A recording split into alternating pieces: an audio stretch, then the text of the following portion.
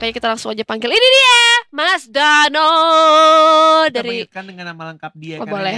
nama lengkap ini berasal dari ayahnya ya. Oke. Dana Adityasari, Ah, redaktur dari Detik Sport. Properti. Bukan. Olahraga properti. Selamat datang Mas Dana, sehat. Alhamdulillah sehat. Alhamdulillah Rambutnya sehat, ya. sudah normal, alhamdulillah. Iya. Kenapa? Dalam rangka apa nih? Dalam rangka apa tiba-tiba mengganti model rambut? Ada ini ya, ada shadow putih gitu ya. Iya, ya inilah umur ya, kan umur nggak bohong. Oh, ternyata bukan dicat. Ternyata emang alami natural. Betul. Oh, natural. Banyak yang bilang, Kak Dana lo umur berapa sih katanya gitu kan? Gue sih sebenarnya mau ngaku 28, gue bilang gitu. Cuma kan nggak mungkin, rambut gue putih, gue bilang. Ngebohongin tuh kayak kelihatan banget. Makanya gue kasih tahu, putihnya di sini aja. Biar nanti dipanggil Mami Prakoso. Bener ini putih gue di sini semua nih. Tapi itu di pinggir. Biar dipanggil Mami Prakoso. Oh. Sehat Dan? Alhamdulillah sehat. Jadi Dana ini adalah orang yang memberikan aku harapan kemarin ya. Kenapa Di lagi? saat aku lagi drama tukang-tukang, aku cuma nanya, Selalu. Pak Dana, aku butuh tukang. Terus dia bilang, ntar ya gue tanyain dulu gitu. Sampai sekarang gak ada. Nggak, sibuk tukang dia. Karena dia bilang gini, tukang yang bagus itu udah pasti akan jadi rebutan. Tapi kan itu emang kuncian ya. Makanya Iya, kenapa tukang bagus tuh repeat terus. Bener, Kayak bener iya ya. repeat order mulu. Ini Aryo udah ganti-ganti tukang Iya gue ganti repot mulu banget. belum nemu yang enggak sebenarnya udah nemu tapi kan lagi ngebangun rumah juga. Oh, jadi full ya. Berarti dibutuhkan sekali lapangan pekerjaan untuk tukang-tukang profesional yang bagus, kualitas oke, harga murah. Iya. Betul. Semua orang juga mau gitu ya. Kata Iya, tukang, lo enak aja mau kualitas bagus harga murah kata dia gitu. Iya. Tapi sebenarnya tuh ada aplikasi yang bisa kayak gitu tahu. Apa namanya? Lupa jasa apa gitu. Mm. Jadi lu bisa milih lu kebutuhannya apa. Ya udah ntar dibantuin sama dia. Aduh, Nah butuh banget. sekarang ada si siapa Yanto Tono Santo Suru. Suru. Lu pernah nyoba belum? Belum. Apa Cuy, itu sama Itu tukang di juga? Bekasi, Nah. coy. Dia udah sekarang udah kayak aplikasi. Oh, Jadi gitu. dia udah punya Apa sih? Mimin. Jadi kalau misalnya kita nge-WhatsApp, dia akan ngomong, "Hai, saya dengan ini dari Santo Suru, apa bisa dibantu?" gitu. Ntar kita nge-list butuhnya apa aja, kita videoin nanti dikasih harganya keluar. Dan bukan dia yang ngerjain sekarang. Mantap.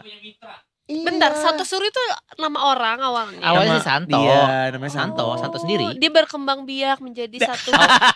Dia gak berkembang biak, dia melebarkan sayap dong. Kalau berkembang biak dia punya anak-anak dia gawein. Iya betul. Tapi maksudnya berarti dia melebarkan sayap dengan jadi besar Iya, gitu. jadi Santo ini awalnya mau disuruh apa aja kan. Betul, namanya Santo Suru. Terus dia menjadi besar badannya gitu. Bukan, maksudnya usahanya, bisnisnya jadi besar banget. Iya. Kamu udah pernah coba? Kemarin baru nyoba. Oke. Disuruh videoin kan, aku lupa mulu. Nah pas ada tukang ke rumah itu ya aku cerita. Akhirnya si tukangnya sampai ngebersihin Oh, nambah taman tuh. belakang. Dijebak Batman. Ku terjebak. Di Tapi anyway, ruang yang juga biasa nostalgia. membesar adalah pengeluaran dan Ih, Betul. Kenapa sih? Oh, Repot banget cicilan ya. membesar. Iya. Iya, iya, Potongan iya. katanya mau membesar juga tuh ada potongan. Ini pajak juga kenapa wajib. ya tiba-tiba aku Nah, merasa itu. bahwa potongan apa? Potongan wajib apa? Potongan wajib pensiun Oh iya. buat siapa? Buat kita. buat para pekerja. Ngapain? Tapi jujurnya menurut gue kita yang freelancer gini tuh butuh banget masuk asuransi pensiun. Betul. Kamu udah mulai? Lagi mulai nanya-nanya asuransi pensiun. Karena kita nggak tahu kan kedepannya kayak apa kan. Betul, apalagi mungkin pekerjaan kita ini kan agak susah ketebak ya. Besok mau ngapain, besok apa. Dan sebenarnya yang perlu kita pertimbangkan juga adalah jaminan kehilangan pekerjaan. Nah itu dia. Oh. Itu tuh ada sendiri ya. Ada di BPJS Ketenagakerjaan ada. Oh.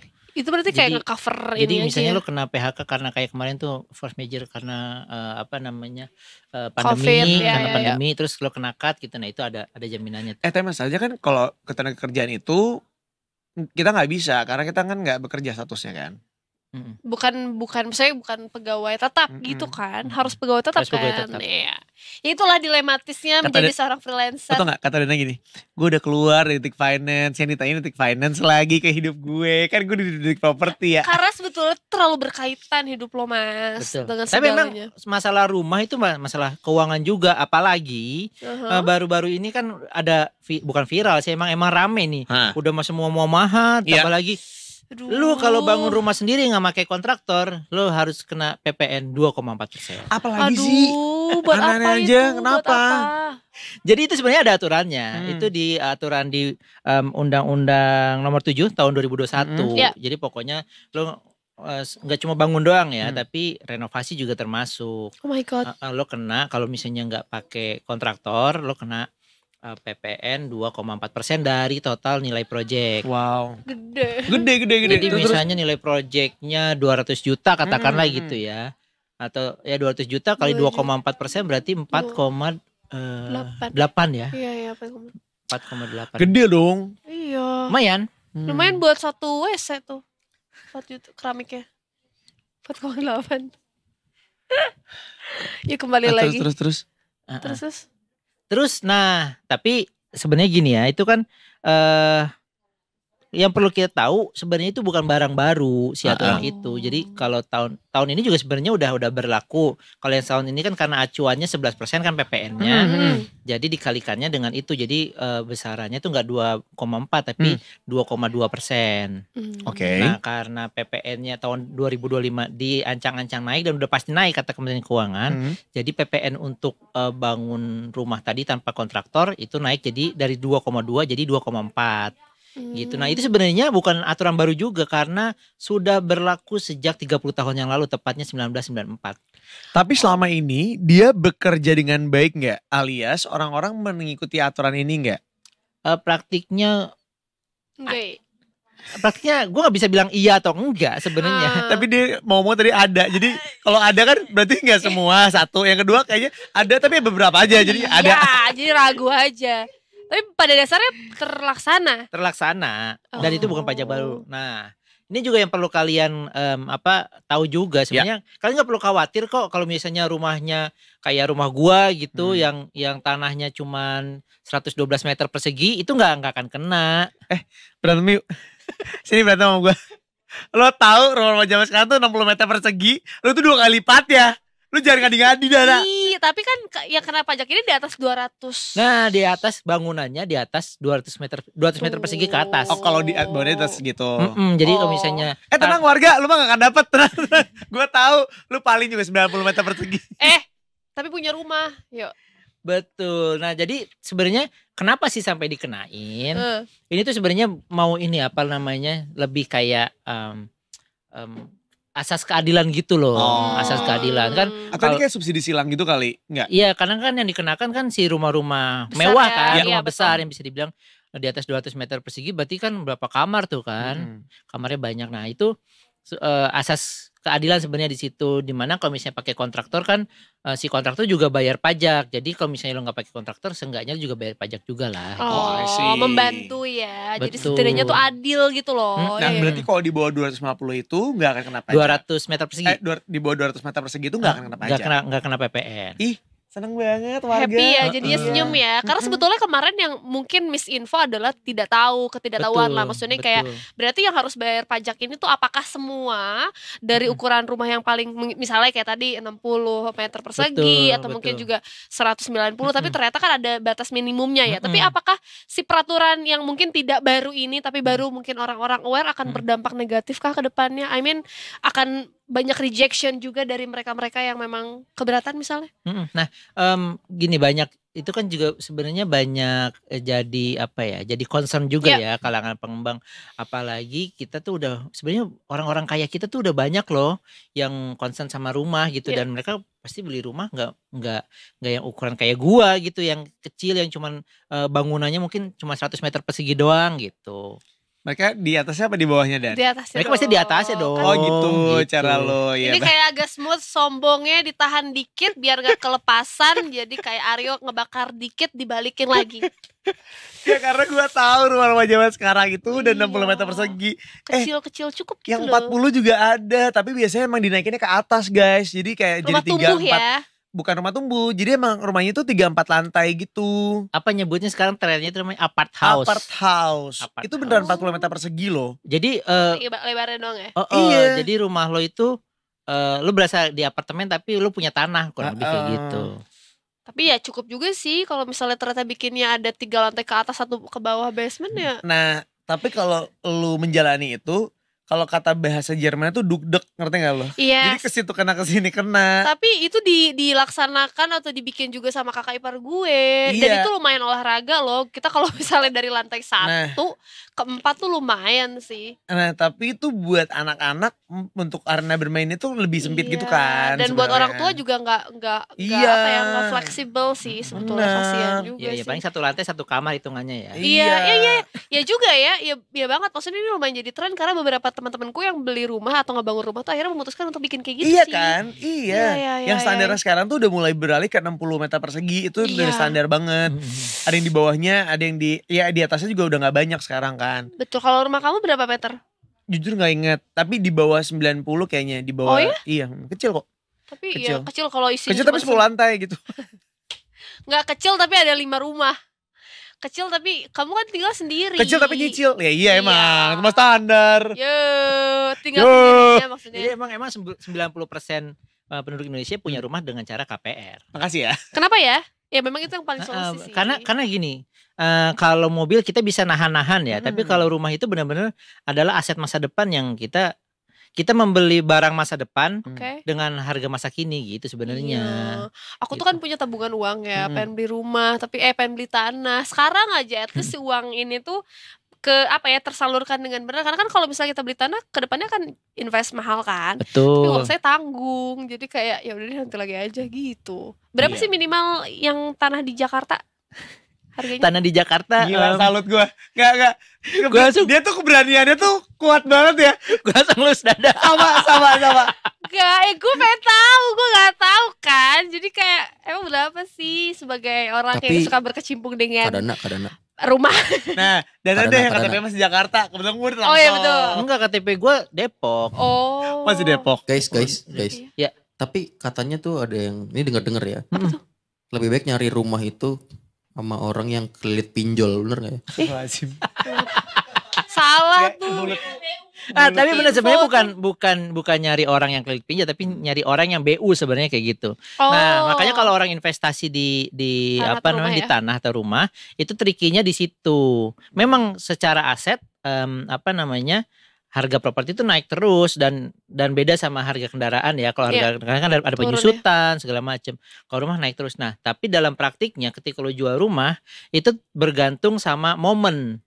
Lo BU apa enggak? Kalau BU lo pasti jual cepet. Jual cepet pasti bisa jadi di bawah harga pasar meskipun lebih tinggi daripada harga lo beli. Kayak gitu, tapi nggak liquid. Jadi misalnya lo beli waktu itu harganya masih 100 juta gitu misalnya. Terus 5 tahun kemudian di sekitaran situ harganya udah 400 juta. Nggak mungkin lo jual 400 juta, bisa jadi lo jual cuma 2,5. Gitu. Lo tetap untung daripada harga beli, tapi bisa tidak sebesar itu ya. Tidak sebesar itu. Tapi Don katanya, sorry ya, no offense nih buat teman-teman yang masih di apartemen. Tapi katanya apartemen tuh sekarang kenaikannya nggak signifikan ya? Ada yang bilang kayak gitu, ada beberapa analis yang bilang nggak terlalu signifikan karena memang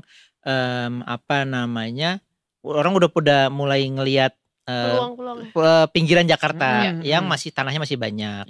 Terus juga orang mulai ngelihat yang tadi yang tren-tren udah nggak apa-apa deh tanahnya kecil tapi gue bikin tingkatnya tinggi gitu. Jadi kebutuhan ruangan gue tetap terpenuhi tapi yang penting gue punya tanah gitu.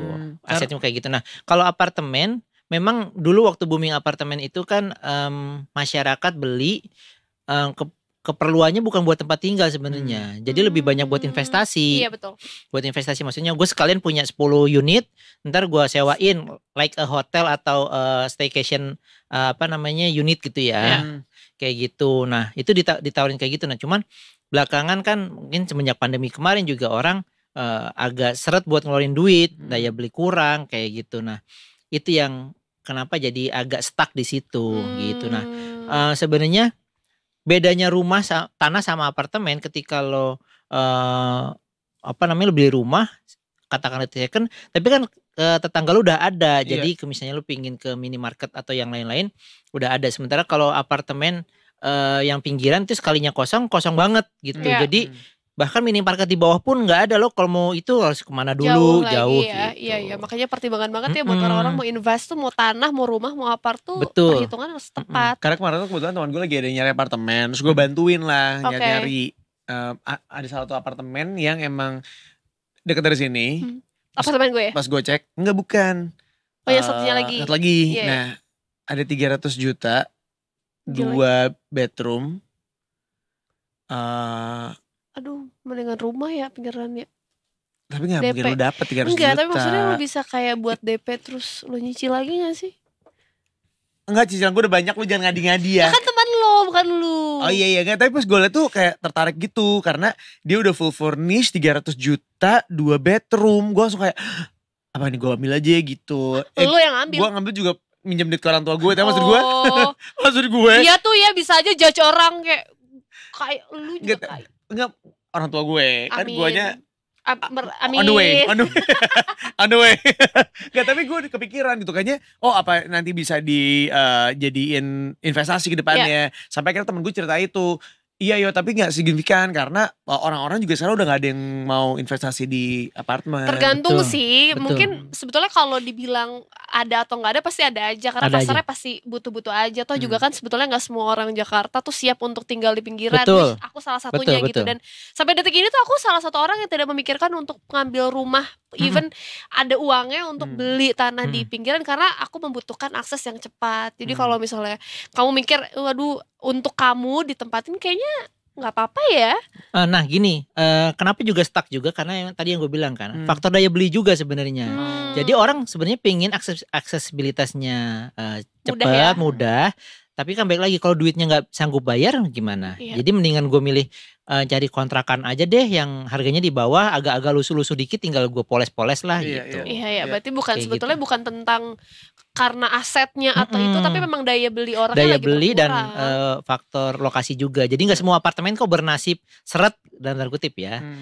Cuma ya apartemen-apartemen biasanya yang laku itu yang dia deket sama fasilitas publik kayak transportasi. Itu Iya. udah pasti laku tuh. Gitu. Apartemenku tidak sama sekali 24 jam hidup, Lo deket itu dekat dari banget. Iya. 10 menit ke sini. 24 jam hidup, maksudnya minimarket 10 dan menit semuanya. itu berarti saltonya sekitar Nggak 120 usah salto kali. dong, Bener. ada ojek online, nggak perlu salto capek-capek detikers ya. Terakhir juga kalau pesan awan kinton kan cepet juga Oh, datangnya. iya.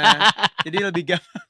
Dimudahkan. Karena aku juga punya teman kebetulan baru aja, jadi kayak dia akhirnya tetap memutuskan untuk nyewa aja dia bilang. Dan- Iya. Iya Dan kan? kalau pinter-pinternya tadi lagi, kalau misalnya kita pinter-pinteran cari unit yang BU, mereka tuh bisa ngasih Harga yang murah murah. banget. Termasuknya aku salah satunya karena pemiliknya waktu itu masih punya 5 unit, gak diurus. Jadi kayak yaudah yang penting keisi, bayar terserah kamu. Udah deh bayar 1 juta per bulan. Kan 1 juta per bulan 2 bedroom lagi. 1 juta per bulan 2 Ya. bedroom. Itu surga banget sih itu. Iya, Makanya sebelum- nah itu the reason kayaknya aku memutuskan untuk ya udah deh kayaknya 5 tahun 10 tahun ya nggak tahu ya kalau rezeki tiba-tiba dapat rumah, tapi untuk saat ini kayaknya Tapi dia dari reasonnya hublas enggak? nggak disuruh baseng Dari seni Is you. gitu. Tapi apakah pilihan Hmm. remaja sekarang tuh karena banyak banget ya, apalagi kita ngomongin rumah sendiri kena pajak walaupun yang besar gitu ukurannya, tapi teman-temanku udah mulai banyak yang concern Gen Z nih, Gen Z atau sandwich generation udah mulai mikirin untuk beli rumah. Apakah ideal untuk kita pada saat ini ya, kita ngomongin 2 tahun 3 tahun inilah untuk ngambil rumah? Nah Misalnya. ini gue ada fakta menarik. Gue lagi minta tim gue untuk ngembangin salah satu topik. Ini menarik banget. 30 tahun lalu, tepatnya 94, itu kita tahu ketika kita ngomong, itu rumah harga berapa 1 M. Itu pasti kita langsung terbayang gede banget. Iya. Sekarang gue ngeliat rumah 1 M, tanahnya gak nyampe 60 meter persegi. Iya kan. 2 M Gitu. lagi Nah di situ kita bisa ngelihat ternyata segitu signifikan loh perubahan aset gitu, harga properti gitu, yang tadinya yang jadi lo punya uang 1 M, beberapa tahun kemudian bisa jadi rumah yang lo beli yang lo incer harganya nggak segitu lagi, atau dengan uang yang sama bisa jadi lo nggak dapet rumah yang seperti yang lo pinginkan lagi gitu. Jadi kalau ditanya beli properti ideal nggak sih? Gue selalu bilang lebih cepat lebih baik untuk harga properti gitu. Karena ya pasti yang secara angka juga akan terus naik ya. Betul, kayak gitu. Aduh. Ini Kalau tadi kan bangun rumah kena pajak. Kalau renovasi gimana? Nah renovasi juga kena juga, Kena, tapi tapi tetap yang di atas 200 betul, kan? yang kecuali pakai kontraktor. Jadi tinggal bayar kontraktornya. Jadi kontraktornya yang kena pajak. Yang ngitungin ya. Tapi kalau dari pernyataan Dana tadi sebenarnya adil-adil aja. Soalnya kan kalau ibaratnya kalau kita ngelakuin sendiri kita nggak kena pajak. Kalau pakai kontraktornya dikenain pajak. Nah sekarang berarti ya udah kalau lu sendiri lu juga kena pajak gitu. Nah pertanyaan gue adalah kalau lu emang harus bayar pajak nih Dan, itu bayarnya kemana dan laporannya seperti apa? Karena kan kadang-kadang kita kalau run-off ya udah ini run-off kecil doang gitu kan. Hitung-hitungnya juga bingung. Nah sebenarnya gini. Renov atau bangun rumah itu kan kita ada yang namanya sekarang bukan IMB ya, apa namanya PBG, persetujuan bangunan gedung gitu. Nah ketika ngurus PBG itu kita diminta untuk bayar pajak itu sebenarnya. Jadi kan ada RAB tuh rencana anggaran bangunan ya. Nah itu anggaran itu yang nantinya akan dijadikan acuan untuk perhitungan pajaknya kurang lebih kayak gitu. Tinggal nanti biasanya dibantu ya untuk pembayarannya kemana dan sebagainya. Nah itu kan kalau udah kita di kantor pajak daerah itu di BPN daerahnya itu juga diarahin. Oh ya udah hitungannya segini.